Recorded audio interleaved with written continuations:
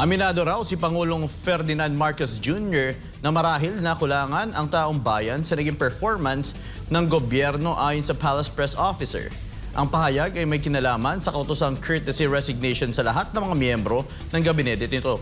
Si Creselyn Cataro magbabalita live. Magandang gabi, Creselyn.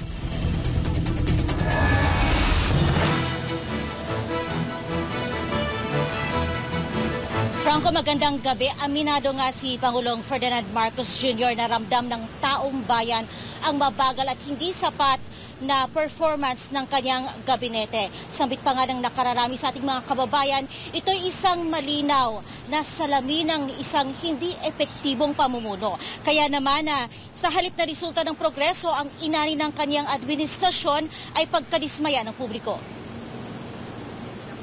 Sinabi ng Presidential Communications Office nitong Huwebes, mismong ang punong ehekutibo ay tanggap ang pagkukulang ng kanyang mga itinalaga sa pamahalaan.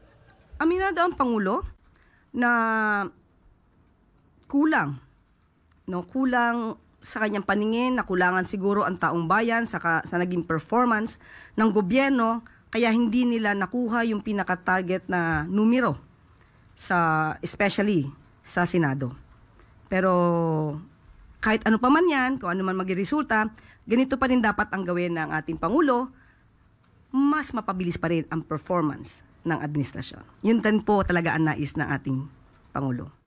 Itinuturing ding pangunahing dahilan ng panawagang magbitiw ang mga miyembro ng gabinete ang pangungulelat ng ilang kandidato ng administrasyon sa katatapos lang na eleksyon. Marami kasi sa mga senatorial candidate na ini-endorso ni Marcos Jr. ang hindi nakalusot sa Magic 12 na isang indikasyong hindi lang sa gabinete, kundi mismong sa liderato ay nawawala na ng kumpiyansa ang publiko. Ipinaliwanag din ng PCO ang mga pangunahing sukatan na ginagamit ng administrasyon para ipatupad ang nasabing aksyon tulad ng pagganap sa tungkulin ng mga ahensya ng gobyerno, pati na rin ang mga isyu sa korupsyon at anomalya sa kanilang operasyon. Sentimiento ng karamihan sa mamamayan, ito'y mga problemang matagal nang kinakaharap ng administrasyon na tila nabigong resolbahin sa loob ng halos 3 taon sa pwesto. Samantala, mariing tinanong ng media kung ang isinasagawang cabinet revamp ay isang paraan lang para mailihis ang sisi sa Pangulo. Pero ayon sa Malacanang, layunin daw nito na ayusin ang administrasyon. Bagamat sabi ng karamihan, nananatiling kapansin-pansin na ang tinutukoy na solusyon ay tila panibagong pagtuturo sa iba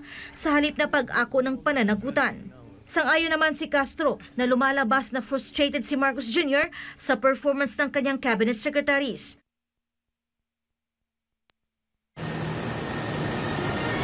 Franco, ipinabatid ng karamihan sa mga opisyal ng gobyerno na tinatanggap nila ang panawagan at handa silang sumunod sa kagustuhan ng punong ehekutibo.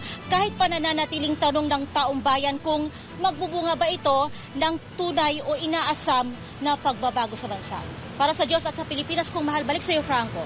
Maraming salamat, Creselyn, sa iyong live report.